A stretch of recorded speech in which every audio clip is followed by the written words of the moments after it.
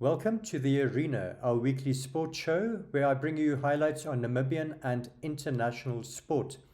Well, we've got a full program today. I'll bring you hockey, cricket, rugby, football, and cycling. But let's start with cricket. And Wanderers returned to the summit of Namibian cricket when they won the 50-over Premier League title after beating Windhoek High School Old Boys by 5 wickets on Saturday. Well, my colleague CJ Namene was there and he spoke to Wanderers captain Nicolas Scholz and Zane Green, batsman of Old Boys, after the match. Let's see how that went down. Yeah, no, it's amazing. And to finish it off in style like that, like Nash did, it's a great feeling, and it's great to win the Premier League like this. So yeah, no, it's very, very nice. And it's been neck and neck between you and Windhoek High Old School Boys throughout the entire season, actually. In actual fact, to the last day, you guys were on similar points, similar everything, except for the run rate, of course, which you guys got higher. But just talk to us about the season generally. Yeah, no, I think, we overall, over the whole season, as you mentioned, we the two teams that play the most consistent cricket over the season. And I think it's just obvious that we are in the final. And yeah, I think it was a very, very good game. Could have gone anyway. You see, there was a stage where we lost 2 free quick wickets. But luckily we went our way today, and I'm happy. I think Wanderers bowled well. The pitch was bouncing and turning a bit, so the spin bowlers like Nicolas Scholz, Bernard Scholz, Dani van Schoor, I think they applied themselves well on the pitch. The seamers, Carl and Nash, they were just keeping it simple, and it worked. And you yourself just came from the CWC2 series. Talk to us about how that went for you and the boys. It was a tough tour, learned a lot, we learned a lot. We're waiting on UAE for their last 5 games, and then we'll know the future if we're going to play end of the month or go straight to Zimbabwe. Moving on to rugby, and the Pumas won the inaugural Airlink Cup when they thrashed the Welwitschers 81-8 on Saturday.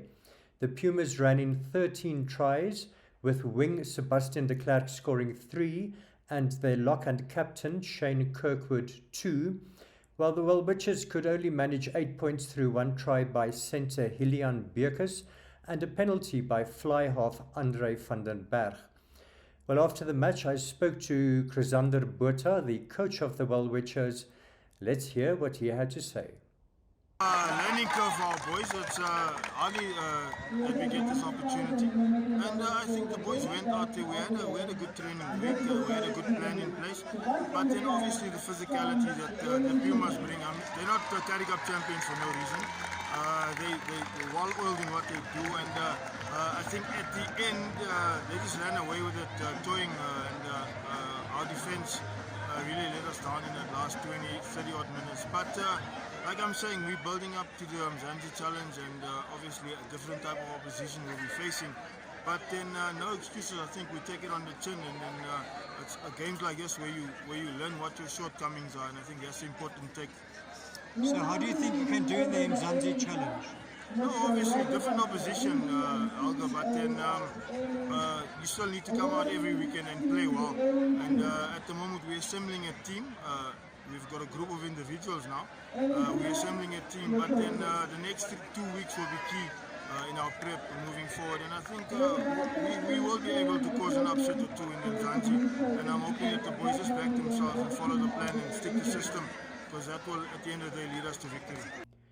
Moving on to football, and African Stars maintained their huge lead in the Debmarine Premiership, while Blue Waters and UNAM moved up to 2nd and 3rd positions respectively on the log after matches over the weekend. Let's take a look. African Stars maintained a 14-point lead at the top of the Debmarine Premiership log after picking up 4 points over the weekend, following a goalless draw against arch-rivals Black Africa on Saturday and a 1-0 victory against Young African on Sunday. Their match against Young African seemed to be heading for a draw But African Stars won a penalty for a handball with 4 minutes to go, and their top marksman, Willie Stefanus, made no mistake from the spot. Stars are now the only remaining unbeaten team in the league with 14 wins and 3 draws from their 17 matches to top the log with a whopping 45 points. Blue Waters and UNAM both collected maximum points to move up to second and third places respectively. Blue Waters beat Okahandja United 4-0 and Mighty Gunners 1-0 to go second on 31 points, while UNAM picked up 2 crucial away wins, beating Life Fighters 2-0 and Julino Sporting 1-0 to move up to third place on 30 points. Tura Magic also had a successful weekend, beating Julino 4-2 and Life Fighters 1-0 to move up to 7th position on 26 points, while Orlando Pirates are 8th on 24 points after drawing 3-3 against Citizens and beating Civics 2-0. I spoke to Pirates coach Woody Jacobs after their win against Civics, so let's hear what he had to say. Yeah, it's always going to be a tough encounter playing Civics. Civics is no pushover when it comes to this, so I'm just happy for the fact that we, especially after yesterday's result, to come back with that result and with the 3 points. The boys has been really working hard, and it's a difficult task to get the belief back and get the confidence back. But I think this victory will do us the worlds of good, especially looking at next weekend's matches and the fact that we want to climb the ladder as much as we can. We have a tall order, and the games are not easy.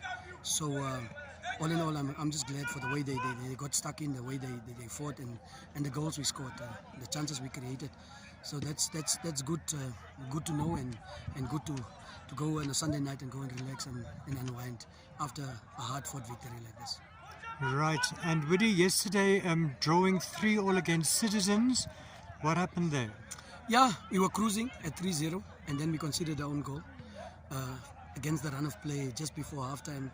That I think was a sinker, and then after that we had still a few chances to cement the game and to get the 3 points, but then they got a penalty late on, and that made them believe, and on the flip side it also made us drop our heads because the players felt it was dubious. For me, I still think that despite the referee, whether it's a penalty or not a penalty, I don't want to dispute that. Is to see the game out, and that's what they failed to do. And I think the character was tested.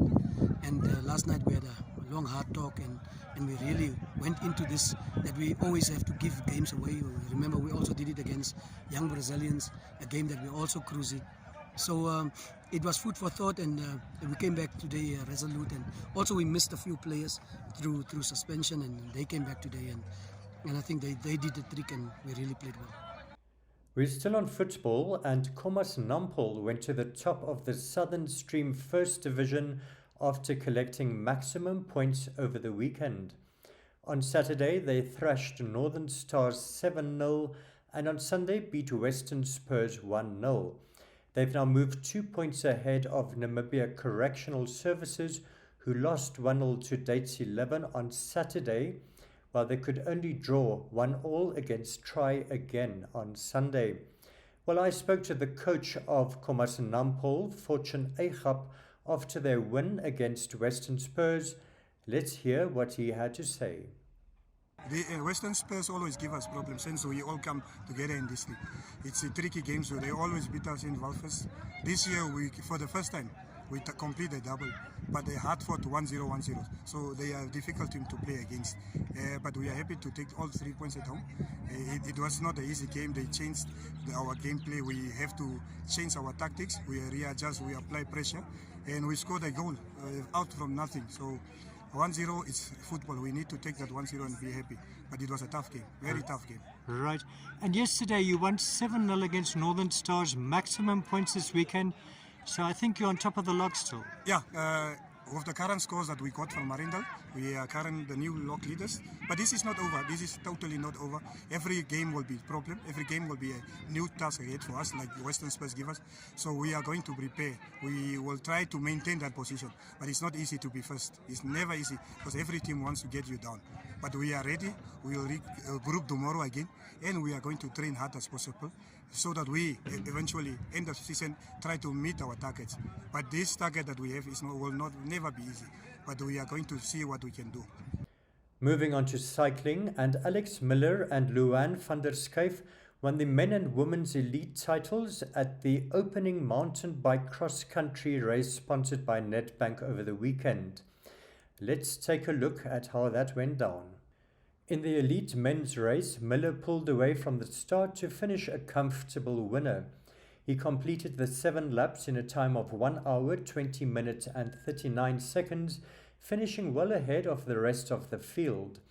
The rest of the podium finishers were pulled off after 6 laps, with Simon Kaita coming second and JG van der Westhuizen third. There were only 2 participants in the elite women's race, with Luan van der Schuyf taking gold, while Aniek Skuman finished well behind in second place. I spoke to van der Schuyf after her race, so let's hear what she had to say. It was quite tough.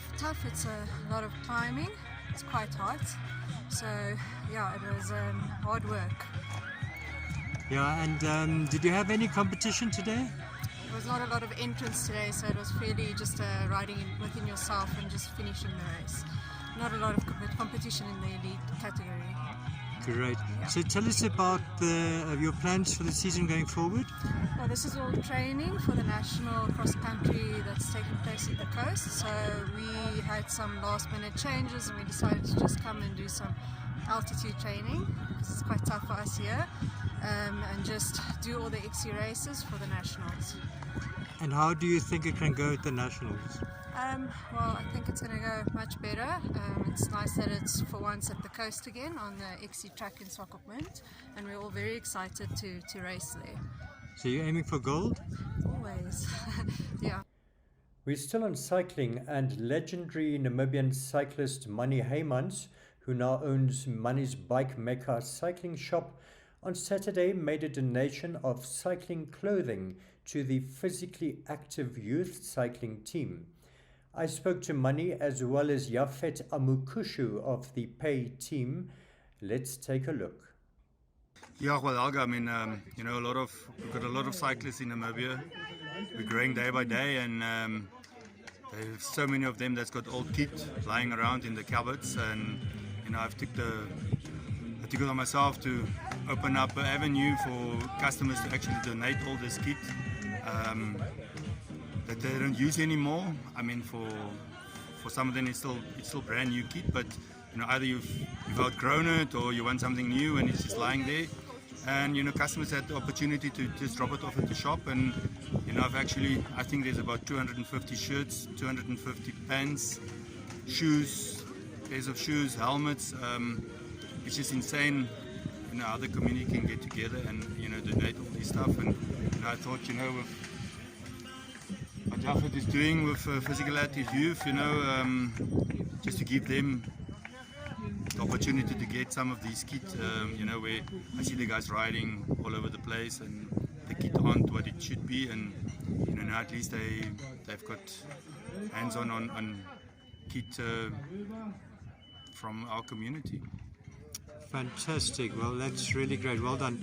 So we also have Yafet Amukushu, cycling coach at Pay. So Yafet, what does this mean to you? It's a very big honor and privilege, because then we can have more riders from the community. Because this then caters to the Unicorn Bike initiative that we have, part of the Pay program. As the guys you can see here will be the recipients to this, and then more people still that we're going to put on bikes and hopefully get to races and stuff. So very, very grateful. Thank you very much, Manny. This is not his first thing that he's doing for us. He does a lot for the junior riders too. Always there to help us, and we just want to appreciate and give him his flowers over here. Thank you. Moving on to hockey, and Namibia's top schools competed in a new hockey competition, the Windhoek Hockey Tournament, at the VHS field over the weekend, with St. Paul's winning the girls' first League Under-19 title and Windhoek Gymnasium the boys' Under-19 title. Well, I spoke to Neville Gora of Beyond Sport, who organised the competition. Let's hear what he had to say. So last year I went to St. Mary's with the Windhoek High School girls team, and I was exposed to some great hockey, and from that I realized how much prep we actually needed beforehand, before we actually left. And in my mind I had already set up that we would be having this tournament this year before the Windhoek High School team goes to St. Mary's. Plans changed a little bit, so I'm no longer at Windhoek High School, but I still realize that there's a need for teams that still tour to South Africa, and also our league starts late, so we need a tournament that helps us with our pre-season essentially. Fantastic. And tell us which schools are participating and what's the talent like over here? So we have 6 schools. We have a first league and a second league. We have the schools that are there currently are Walvis Bay Private High School, Windhoek High School, Pro Ed, Educate Academy, St. Paul's College, Windhoek High School and Windhoek Gymnasium. Fantastic. And the talent, is it a good talent here? Yes, there's some really good talent, and there's also developing talent. So one of the biggest things that we've been talking about in terms of the hockey group or nation, if I can call it that, is that we want to start development squads, but nothing actually materializes. At the end of this tournament, we'll be able to actually start that process of having development squads throughout our age group. So that's where we'd like to go, where we have an under 14, an under 16 and an under 18 national squad, or actually not national but school squads. That's where we're headed. And finally, some international sports news. And the big talking point, of course, is Liverpool's 7-0 victory against Manchester United in the English Premier League. That was Liverpool's biggest ever win against United, while Mohamed Salah, who scored 2 goals, also became their top scorer in the Premier League with 129 goals. Well, let's take a look at the post-match press conference with the opposing managers, Jurgen Klopp and Erik ten Hag, courtesy of AFP. Yeah, a freak result, top performance, really top performance from the start. I thought the way we started the game was really special. It was one of the best. For a long time we were there, we were aggressive, but we played football, we were calm in the right moments, super lively, super active. In other moments, second half starts like, I don't think the second half could start better. With the 2 goals we forced there pretty much. And from that moment on, the boys were flying, and then it was really difficult to play against us. And yeah, how I said, performance is super important, 3 points are even more important, and the result is just the result. Yeah, look, I know that we can play good football and we can play better football than we showed a couple of times this season, of course.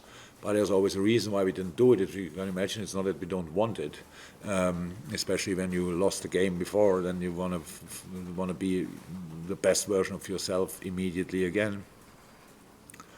The main difference is we have now pretty much all players available, which is super helpful.